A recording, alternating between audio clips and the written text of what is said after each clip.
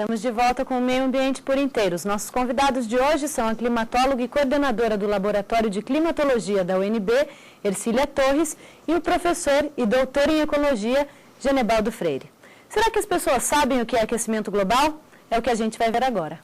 É o excesso de gás carbônico na atmosfera. O clima sobre uma hora está quente, outra hora está frio, outra hora está chovendo, né? As reportagens que a gente vê, né, os trabalhos, fala que é por causa de uma coisa, de outra, de fábrica, de não sei o quê, do mau uso do planeta, do desmatamento, não sei o quê, e aí fica confuso a gente saber se é tudo, se é o total mesmo, tudo que eles estão falando, ou se realmente é um processo de evolução. É poluição que esse pessoal está levando à natureza e provocando aquecimento, né? Ou seja, uma temperatura acima do normal. Nós somos responsáveis porque deixamos os dirigentes, a classe política, os empresários, os grandes produtores rurais de gado e de monocultura a destruir o ambiente e a sociedade fica silenciosa. Professor, como o senhor bem disse, a população já está sentindo os efeitos. Mas como é que ela reage a essas mudanças? Então, eu estou moldando uma palavra que chama boizil, que é o nome que pode se transformar o Brasil. Nós somos 180 milhões de habitantes e temos 210 milhões de bois no Brasil, ocupando 210 milhões de hectares. Nos transformamos no maior exportador de carne do mundo, e daí? As custas de desmatamento, as custas de queimadas, de destruição do solo, destruição de habitats, de pragas, de doenças, e infernizando o equilíbrio ambiental. Será que é necessário 210 milhões de hectares? Não existe uma forma mais coerente de fazer isso. Então, existem soluções que vão desde essas mais amplas e novas formas de produção mais bem pensadas, até aquelas de fazer valer a política brasileira de mudança climática, que é uma lei maravilhosa. Colocá-la em prática. Poucos países no mundo têm a pesquisa e até as atitudes pessoais. Por exemplo, você pode contribuir, não apenas reciclando latinha, economizando energia elétrica, isso é parte fácil. Mas, por exemplo, diminuir o seu consumo de carne vermelha. Teu intestino vai agradecer e você não precisa virar um vegetariano, mas você já vai contribuir muito para reduzir as emissões, não é isso? É isso mesmo. Eu acho que tem esse componente social, ele é muito importante, né?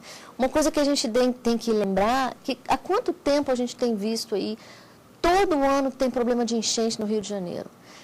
Isso já podia ter sido resolvido, porque isso é fácil da gente resolver, pensando em como que a gente vai se adaptar a essa chuva que vai cair, caiu, vai continuar caindo e provavelmente vai até aumentar. Né? O que tem sido feito? Nada. Todo ano acontece a mesma coisa. Então, tem o componente social, tem o componente político. Será que a gente não poderia pensar que o componente político, ele realmente não quer fazer nada para que a coisa continue e meio que um ciclo vicioso? Né? Eu aproveito para te perguntar de que maneira a urbanização afeta o clima no Brasil? Olha, isso é uma coisa muito interessante. Inclusive, existe uma linha da climatologia que trabalha com clima urbano. Ou seja, como que a alteração da superfície urbana, troca de vegetação por asfalto, por concreto, por as superfícies artificiais, como que essas superfícies elas vão alterar nos parâmetros meteorológicos. Né? Então, isso é uma coisa muito interessante porque é verificado cientificamente que essas regiões mais urbanizadas, justamente por essa troca de superfície, onde tinha vegetação não tem mais, a gente vai ter um aumento da temperatura. Né? E isso não é um fato que vai ficar só localizado, isso vai ter uma consequência em outros, né? Porque a gente chama de teleconexão. É um problema que acontece aqui, mas ele tem, na verdade, uma consequência em outras regiões. Né? Então, isso é muito importante a gente saber também, que a urbanização, ela contribui e muito para a alteração do clima local e pode influenciar até no clima regional. Olha, tem uma pesquisa que nós fizemos sobre águas claras aqui em Brasília. É uma cidade que cresceu muito rapidamente, em apenas 800 hectares, tem mais de 650 prédios. E nós estudamos a pegada de carbono daquilo ali. Pegada de carbono é quanto de carbono você joga para a atmosfera por tudo que você faz, né? pelo que você consumia de combustível, de papel, de madeira, de alimentos, no transporte, enfim. A gente soma tudo isso e sabe quanto você jogou lá para cima. E aí eu calculo também quanto de floresta precisaria para neutralizar aquilo. Imagine o cálculo de Águas Claras, deu que eu precisaria 3 vezes a área do Distrito Federal inteira de florestas para neutralizar esse carbono. Professor, os efeitos do aquecimento global são sentidos em diversas áreas, na economia, na saúde. Por que só se fala na questão ambiental? Porque foram os primeiros a encarar essa questão e levar para um debate. Os ambientalistas, eles são muito acusados de radicalismos e tal, mas são pessoas que perceberam que vivem num planeta com limites.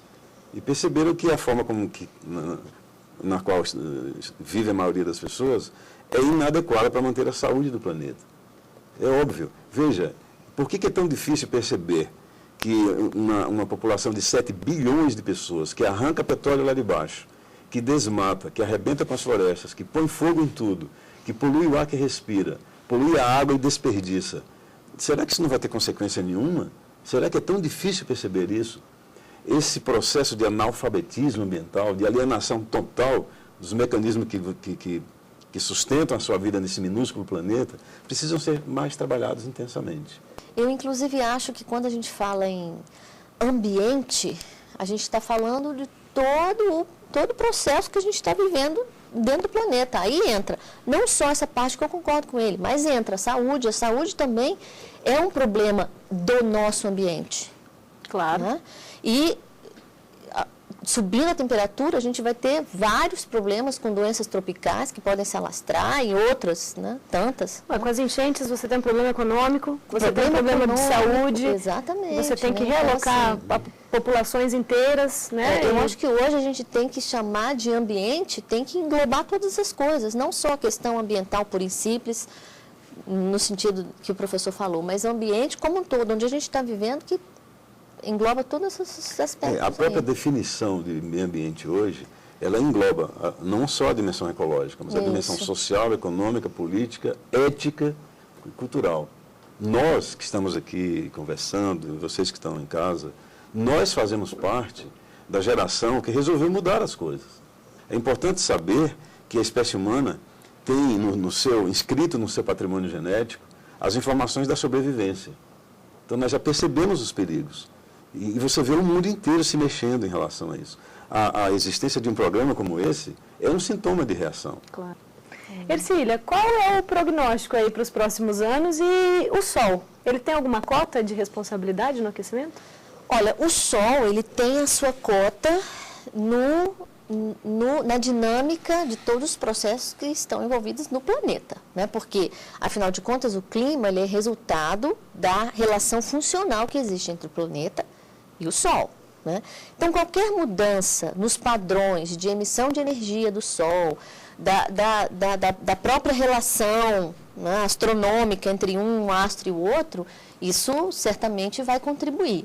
Só que eu também sou taxada de subversiva nesse caso, no momento em que eu chamo a atenção de que a gente não pode pensar no que vai acontecer 100 anos. A gente tem que pensar no que está acontecendo agora.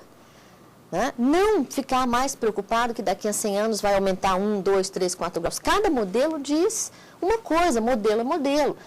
Mas se a gente for esperar para ver se vai aumentar 1, 2, meio grau, a gente vai deixar passar o bonde. Mas e o que está acontecendo agora? Nós temos problemas agora. Nós temos no Brasil, vamos voltar para o Brasil, nós temos aí todo ano problema com enchente, problema com seca, problema com perda de safra. Né? Então, a gente tem que voltar para agora. O que nós estamos fazendo agora, que nós estamos tendo esses resultados.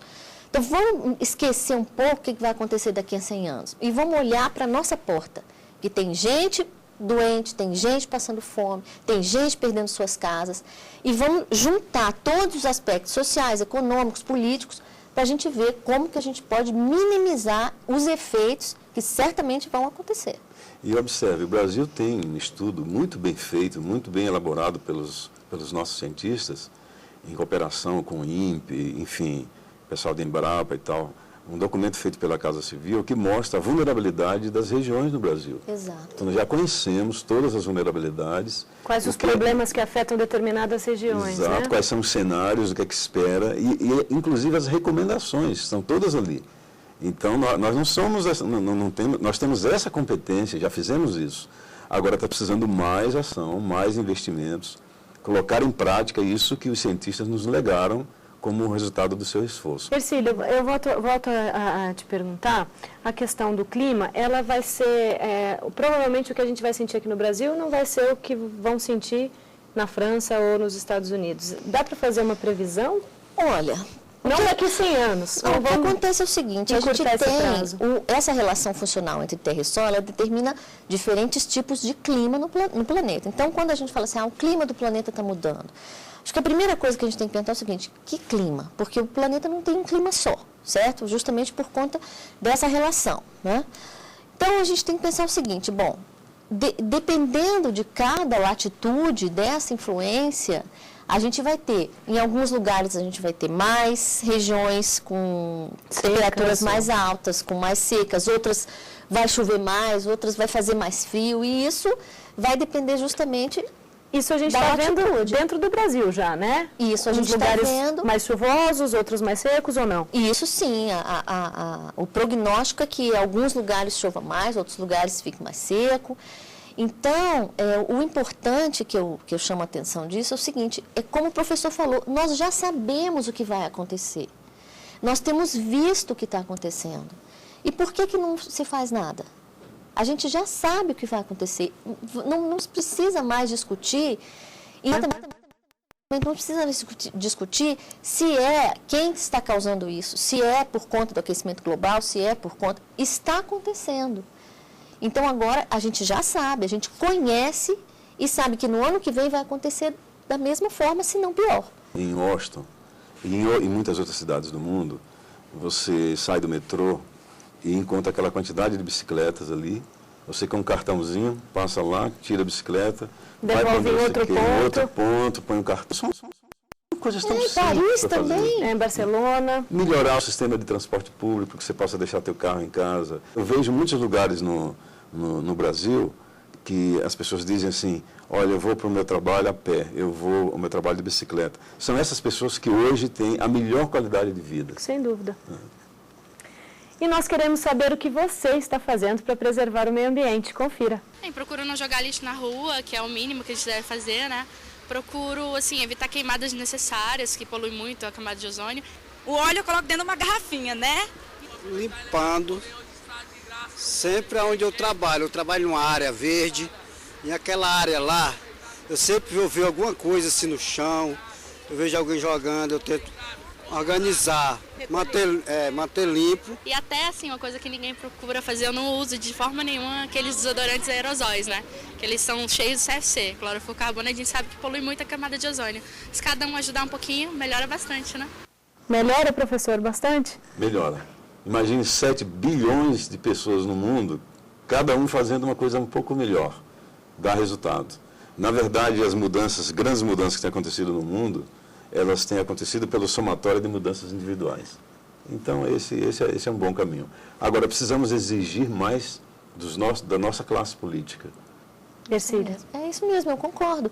Eu acho que a nossa classe política está deixando muito aquém esses problemas, não no sentido do problema em si, mas de como que a gente pode minimizar os efeitos. Né? As soluções. As soluções, né? Porque as soluções existem, elas podem ser aplicadas, mas elas precisam que a nossa classe política tenha vontade de fazer isso.